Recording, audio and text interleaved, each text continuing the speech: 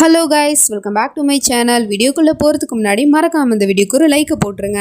Last பார்ட்டில் நம்ம ஹீரோயினிக்கிட்ட புருஷன் காரணம் குழந்தைக்கு அவளோட முகத்தில் இருக்கிற மார்க் அஃபெக்ட் ஆகும் அப்படின்னு சொல்லிட்டு பிளாஸ்டிக் சர்ஜரி பண்ண சொல்லியிருப்பான். ஆனால் அவளோ முடியாதுன்னு ஸ்ட்ரிக்டாக சொல்லிட்டு அங்கேருந்து கிளம்பி போயிடுறா. அதுக்கப்புறம் இவன் அந்த குருமாக்கு கால் பண்ணி விஷயத்த சொல்கிறான். இந்த மாதிரி என் பொண்டாட்டி ஒத்துக்க மாட்றா அப்படிங்கிற மாதிரி சொல்லிட்டு உடனே அந்த அம்மா சொல்லிடுது, இங்கே பாருப்பா, நான் தெளிவாக சொல்லிட்டேன், இதுதான் பிரச்சனை, இப்படி தான் இருக்குது அப்படின்னு சொல்லிட்டு இப்போ நீ தான் முடிவெடுக்கணும். உனக்கு உன்னோட குழந்தை முக்கியமா இல்லை உன் பொண்டாட்டியோட காதல் முக்கியமா அப்படிங்கிறத யோசிக்க அப்படிங்கிற மாதிரி சொல்லிடுது. அதே சமயம் இந்த பக்கம் நம்ம ஹீரோயினி ரூமுக்கு வந்துட்டு தன்னோட வயிற்றில் இருக்கிற குழந்தைகிட்ட பேசிகிட்டு இருக்கா. அப்பா கிட்ட நானும் ரொம்ப ரூடாக தான் நடந்துக்கிட்டேன் போல, அவர்கிட்ட உட்காந்து தெளிவாக எல்லாத்தையும் புரிய வச்சுருந்தா அவரும் புரிஞ்சிட்டு இருந்திருப்பாரு. சரி, இப்போயும் ஒன்றும் பிரச்சனை இல்லை, நம்ம போய் இப்போ போய் அப்பாவை சமாதானப்படுத்தலாம் அப்படின்னு சொல்லிட்டு கீழே இறங்கி வரா. வந்து பார்த்தவளுக்கு பயங்கரமான ஷாக்கு. ஏன்னா அந்த பையன் என்ன பண்ணிட்டு இருக்கான் அப்படின்னு பார்த்தா அந்த வீட்டில் இருக்கிற எல்லா கண்ணாடி விண்டோஸ்லையுமே அவன் வந்து கருப்பு நிறத்தை பூசிக்கிட்டு இருக்கான். அதாவது ஸ்ப்ரே அடிச்சுக்கிட்டே இருக்கான். டேபிளில் இருக்கிற கண்ணாடி கூட வெள்ளையாக இருக்கக்கூடாது, அதில் எங்கே ரிஃப்ளெக்ஷன் ஆகிட்டு தன்னோட பொண்டாட்டி அவளோட முகத்தை பார்த்துருவாளோ அது மூலமாக தன்னோட குழந்தைக்கு அஃபெக்ட் ஆகிடுமோ அப்படின்னு சொல்லிட்டு டேபிளை வரைக்கும் கருப்பாக்கிட்டு இருக்கான். அதெல்லாம் பத்தாதுன்னு ஃபோட்டோ ஃப்ரேமில் இருக்கிற அந்த கண்ணாடியை கூட அவள் பார்க்கக்கூடாது அப்படின்னு சொல்லிட்டு அதில் கூட அவன் வந்து பிளாக் ஸ்ப்ரே அடிச்சுக்கிட்டு இருக்கான். இன்ஃபேக்ட் கடிகாரத்தில் இருக்கிற கண்ணாடியை கூட அவன் விட்டு வைக்கல. அந்த வீட்டையே மொத்தமாக அவன் கருப்பு நிறத்தில் மாற்றி வச்சுருக்கான். அதாவது இப்போ நம்ம ஹீரோயினிக்கு அந்த வீடு கருப்பு நிறம் பூசப்பட்ட ஒரு மாளிகையான கூண்டு மாதிரி தான் தெரியுது. உடனே அவங்கிட்டேயுமே போய் கேட்குறா, இதெல்லாம் என்னது ஓம்கார், ஏன் இப்படிலாம் பண்ணிக்கிட்டு இருக்கீங்க அப்படின்னு கேட்டால், நீ தான் சர்ஜரி பண்ண ஒத்துக்க மாட்டேன்னு சொல்லிட்டல, அப்போ இப்படி தான் பண்ணி ஆகணும், வேறு வழி இல்லை. ஏன்னா நீ கண்ணாடியில் உன்னோட முகத்தை பார்த்த அப்படின்னா அது நம்ம குழந்தைய தான் பாதிக்கும், இது எல்லாமே நம்மளோட குழந்தைக்காக தான் பண்ணுறேன் அப்படிங்கிற மாதிரி சொல்லிட்டு அதை நியாயம் வேற படுத்திக்கிட்டே இருக்கான். இவளுக்கா செம கடுப்பாகுது. நான் என்னமோ அந்த குருமா ஏற்றி விட்டதுனால தெரியாம தான் அந்த மாதிரி பண்ணிக்கிட்டு இருக்கீங்க அப்படின்னு நினச்சி உங்களை சமாதானப்படுத்தலான்னு கீழே இறங்கி வந்தேன். ஆனால் நீங்கள் என்னடானா எல்லாத்தையும் தெரிஞ்சுதான் பண்ணிக்கிட்டு இருக்கீங்க, நீங்கள் என்னவா மாறி இருக்கீங்கன்னு உங்களே நீங்கள் கொஞ்சம் பாருங்க ஓம்கார். திரும்ப அந்த பழைய சைக்கோவான ஓம்காரா நீங்கள் மாறிக்கிட்டு வரீங்க, இந்த வீட்டை நீங்கள் என்ன பண்ணி வச்சிருக்கீங்கன்னு பாருங்க அப்படிங்கிற மாதிரி சொல்லிட்டு கோவப்பட்டு கத்திக்கிட்டு இருக்கா. ஆனால் அவனும் இல்லை மயிரா, நீ என்னை தப்பாக புரிஞ்சிட்டு இருக்க, இது எல்லாமே நம்ம குழந்தையோட நல்லதுக்காக தான் நான் பண்ணுறேன் அப்படிங்கிற மாதிரி சொல்லிட்டு இருக்கான். இல்லை, நீங்கள் இது எல்லாமே அந்த குருமா பேசிக்கிட்டு தான் பண்ணிட்டு இருக்கீங்க, அவங்க சொல்கிறதுல உங்களுக்கு வேணால் நம்பிக்கை இருக்கலாம், ஆனால் எனக்கு அதில் சுத்தமாக நம்பிக்கையே இல்லை. நீங்கள் அந்த அம்மா பேச்சை கேட்டுக்கிட்டு பழைய ஓம்காரா முழுசாக மாறிட்டீங்க, இதுக்கப்புறம் இந்த வீட்டில் நான் ஒரு நிமிஷம் கூட இருக்க மாட்டேன் அப்படிங்கிற மாதிரி சொல்லிட்டு அவ பாட்டிக்கே கிளம்புறேன், வீட்டை விட்டே போகிறேன் அப்படின்னு சொல்லிட்டு பெட்டியை கட்டுறதுக்காக போயிட்டா. ரூமுக்கு வந்து பார்த்தா ரூமில் இருக்கிற கண்ணாடியில் வரைக்குமே அந்த பையன் ஸ்ப்ரேவை அடித்து வச்சுருக்கான் போல். ஸோ கடுப்பாயிட்டு அவள் மொத்தத்தையும் பேக் பண்ணிவிட்டு அங்கேருந்து கிளம்பி போயிட்டுருக்கா. இவனும் தடுக்கிறான், இல்லை மயிரா நீ இங்கேருந்து போகக்கூடாது அப்படின்னு சொல்லிட்டு, ஓம்கார் என்னை விடுங்க அப்படிங்கிற மாதிரி சொல்லிட்டு ஒரு முறை தான் முறைக்கிறா. அதுக்கப்புறம் அவனும் விட்டுறான். அவள் அங்கேருந்து கிளம்பி கீழே இறங்கி போயிட்டுருக்கா. இவனும் மாடியில் இருந்துக்கிட்டு சோகமாக அவளை பார்த்துக்கிட்டு இருக்கான்.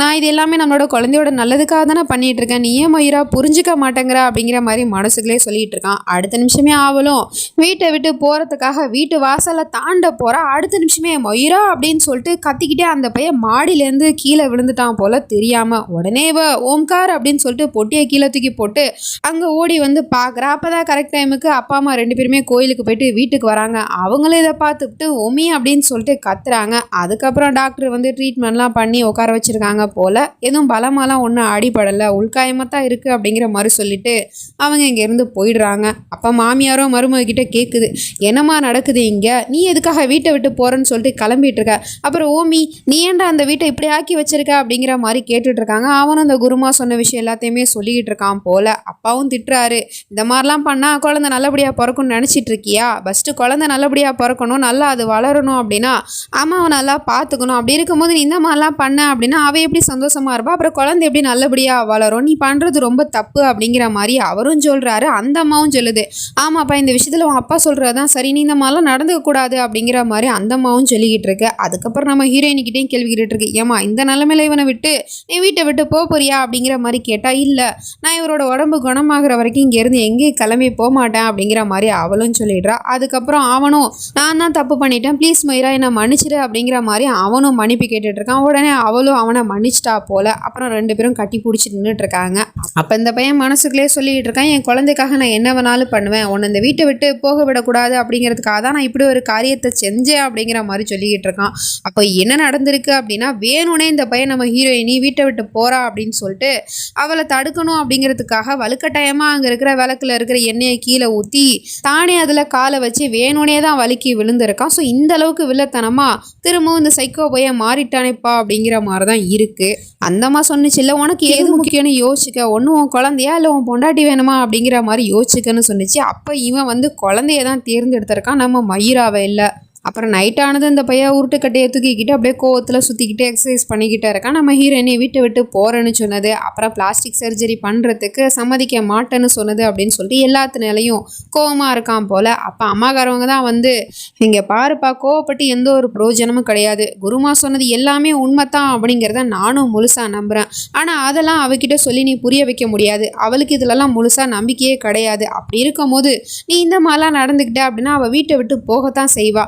நீ அம்மா கிட்ட ஒரு வார்த்தை சொல்லியிருந்தனா நான் இதை வேற மாதிரி டீல் பண்ணியிருப்பேன்ல அப்படிங்கிற மாதிரி சொல்லிக்கிட்டு இருக்கு. அப்போ அவனும் சொல்லிக்கிட்டு இருக்கான், எனக்கு என்னோட குழந்தை நல்லபடியாக பிறக்கணுமா, அதுதான் எனக்கு முக்கியம், அதுக்காக நான் என்ன வேணாலும் செய்வேன் அப்படிங்கிற மாதிரி சொல்லிக்கிட்டு இருக்கான். இப்போ மறுநாள் ஆயிடுது. காலங்காத்தாலே நம்ம ஹீரோயினை செக் பண்ணுறதுக்காக டாக்டர் வந்திருக்காங்க. அவங்க ஒரு குண்டை தூக்கி போடுறாங்க. அதாவது நம்ம ஹீரோயினி இப்போ தான் ப்ரெக்னெண்ட்டாக இருக்கா. ஆனால் அந்தம்மா என்ன சொல்லுதுன்னா, நீங்கள் இந்த குழந்தைய 10 மாதம் கழித்து பெத்தெடுக்கிற வரைக்கும் கம்ப்ளீட்டாக ரெஸ்ட்டில் தான் இருக்கணும். இன்ஃபேக்ட் உங்கள் வீட்டை விட்டு வெளியவே போகக்கூடாது, ட்ராவல் எதுவுமே பண்ணக்கூடாது, வீட்டுக்குள்ளே கூட அதிகமாக நடக்கக்கூடாது அப்படிங்கிற மாதிரிலாம் அந்த அம்மா சொல்லிக்கிட்டு இருக்கு. நம்ம ஹீரோயினி ஒரு டாக்டர் தானே, அதனால அவள் கரெக்டாக கேள்வி கேட்டுட்டு இருக்கா.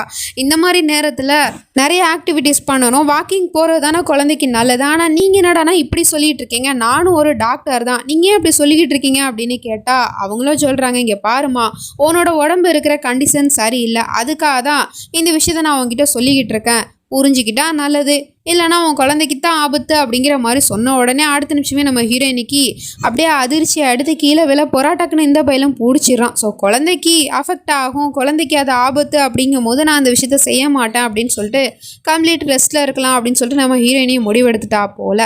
அப்புறம் தான் தெரியுது அந்த டாக்டரை வர வச்சு இந்த மாதிரி சொல்ல வச்சதே என்ன அம்மாவும் பிள்ளையும் தான் அப்படிங்கிற விஷயம் தெரிய வருது. டாக்டர்கிட்ட பணத்தையும் கொடுத்து 9 மாதம் நாங்கள் என்ன சொல்கிறோனோ அதைத்தான் நீ மொய்ராக்கிட்ட சொல்லணும், அப்படி தான் நீ அவளை கைட் பண்ணணும் அப்படிங்கிற மாதிரி வேற சொல்லி வைக்கிது. ஆனால் இதெல்லாம் ஏன் பண்ணுறீங்க அப்படின்னு கேட்டால் உங்கள் வேலை முடிஞ்சிச்சுல, கிளம்புங்க அப்படிங்கிற மாதிரி சொல்லிட்டு டாக்டரை அனுப்பிச்சி வச்சிடறான். இந்த பையன் சும்மாவே ஆடுவான், இதில் அம்மாக்காரி வேற ஹெல்ப் வேற பண்ணிக்கிட்டு இருக்கு. அதுக்கப்புறம் இப்போ அதுலேருந்து 7 மாதம் ஆயிடுச்சு போல். அதாவது நம்ம ஹீரோயினிக்கு இப்போ கணக்கு பண்ணி பார்த்தா நெருக்கி ஒரு 9 மாதம் கிட்ட இருக்குன்னு நினைக்கிறேன். வயிறெல்லாம் நல்லா தெரிய ஆரம்பிச்சிருச்சு. அப்புறம் உப்பு சப்பு இல்லாத சாப்பாடு தான் கொடுத்து சாப்பிட சொல்லிக்கிட்டு இருக்கான், ஊட்டி விட்டுட்டு இருக்கான். அவளோ இதெல்லாம் எனக்கு பிடிக்கல, காரம் சாரமாக சாப்பிடணும்னு தோணுதுங்க அப்படிங்கிற மாதிரி சொல்லிக்கிட்டு இருக்கா. இவன் தான் அந்த மாதிரி எந்த ஒரு ஐட்டத்தையுமே கொடுக்காம வச்சுட்டு இருந்திருக்கான் போல். அப்புறம் அம்மா வீட்டிலேருந்து ஊறுகாய் செஞ்சு கொடுத்து அனுப்பிச்சி வச்சிருக்காங்க. அதை நம்ம ஹீரோயினி டேஸ்ட் பண்ணலாம் சாப்பிட்லாம் அப்படின்னு சொல்லிட்டு ஆர்வமாக வாயில் எடுத்து போடலான்னு போகும்போது கரெக்டாக அந்த பையன் அதை பார்த்துட்டு ஸ்பூனை தட்டி விட்டுட்டு இருக்கான். அந்த வேலைக்காரியுமே திட்டி விட்டுட்டு இருக்கான். நான் தான் சொன்னேன்ல, ஸ்பைசியான ஐட்டம் எதையுமே நீ மயிராக்கு கொடுக்கக்கூடாது அப்படின்னு சொல்லிட்டு, அதுவும் இல்லாமல் நீ வெளியிலேருந்து இதை வாங்கி எடுத்துகிட்டு வந்திருக்கியா அப்படிங்கிற மாதிரி சொல்லிட்டு கத்தி விட்டுட்டு இருக்கான். இப்போ நம்ம மயிராவோ சொல்கிறா, ரிலாக்ஸ், பொறுமையாக இருங்க ஓம்கார், இந்த ஊறுகாவை என்னோட அம்மா தான் அவங்க கையால் செஞ்சுருக்காங்க, அப்புறம் இதை சாப்பிட்றதுனால குழந்தைக்கு எதுவும் ஆகாது, குழந்தை நல்லபடியாக தான் இருக்கும் அப்படிங்கிற மாதிரி அதை சாப்பிட போனால். ஆனால் அவனும் முடியாதுங்கிறான். இல்லை மயிரா, நீ இந்த மாதிரி ஐட்டம்லாம் சாப்பிடக்கூடாது, நீ வேணா இதையே அந்த ஊறுகான்னு நினச்சிக்கிட்டு சாப்பிட்றேன் அப்படிங்கிற மாதிரி சொல்லிட்டு வலுக்கட்டாயமாக அந்த சாப்பாடு தான் அவன் ஊட்டி விட்டுட்ருக்கான். அப்புறம் நம்ம ஹீரோயினி இந்த ஊறுகாய் மேட்ரை அம்மா கிட்ட சொல்லி வருத்தப்பட்டுட்ருக்கா. நீங்கள் எவ்வளோ ஆசையாக எனக்காக ஊறுகாய் செஞ்சு கொடுத்து விட்டுட்ருக்கீங்க, ஆனால் அதை என்னால் சாப்பிடக்கூட முடியாமல் போயிடுச்சேம்மா, இந்த ஓம்கார் சாப்பிடக்கூடாதுன்னு சொல்கிறாரு அப்படிங்கிற மாதிரி சொல்லிட்டு. அதுவும் இல்லாமல் நம்ம ஹீரோயினி ப்ரெக்னென்ட் ஆனதுலேருந்து இன்னைய வரைக்கும் அப்பா அம்மா வீட்டுக்கு போகவே இல்லையா. ஸோ அதனால் அவங்க எல்லாரையும் பார்த்து எவ்வளோ நாள் ஆச்சுமா அப்படிங்கிற மாதிரி சொல்லிட்டு வருத்தப்பட்டு பேசிகிட்டு இருக்கா. அம்மாவோ எல்லாம் ஓம் மேலே இருக்கிற அக்கறைனாலையும் குழந்தை மேலே இருக்கிற அக்கறைனாலையும் தான் ஓம்கார் இப்படிலாம் பண்ணுறாரு, நீ அவரை தப்பாக புரிஞ்சிக்காத அப்படிங்கிற மாதிரி சொல்லிட்டு சமாதானப்படுத்தி இருக்காங்க. அப்பாவும் வந்து பேச வராரு. ஸோ வீடியோ காலில் தான் பேசிகிட்டு இருக்காங்க. பாட்டியும் பேத்தியை பார்த்துட்டு ரொம்ப எக்ஸைட்மெண்ட் ஆகி பேச போகிறேன்னு சொல்லிட்டு அப்படியே பேச வரும்போது டக்குன்னு மயங்கி அப்படியே விழுந்துருது. ஸோ இதை நம்ம ஹீரோயினி வீடியோ காலில் பார்த்துவிட்டு உடனே என்னாச்சு ஏதாச்சுன்னு தெரிலன்னு பதறா. ஓம்காருக்கு வேற கால் பண்ணுறா. ஆனால் அந்த பயலுக்கு ஃபோனு ரீச்சே ஆகலை போல்.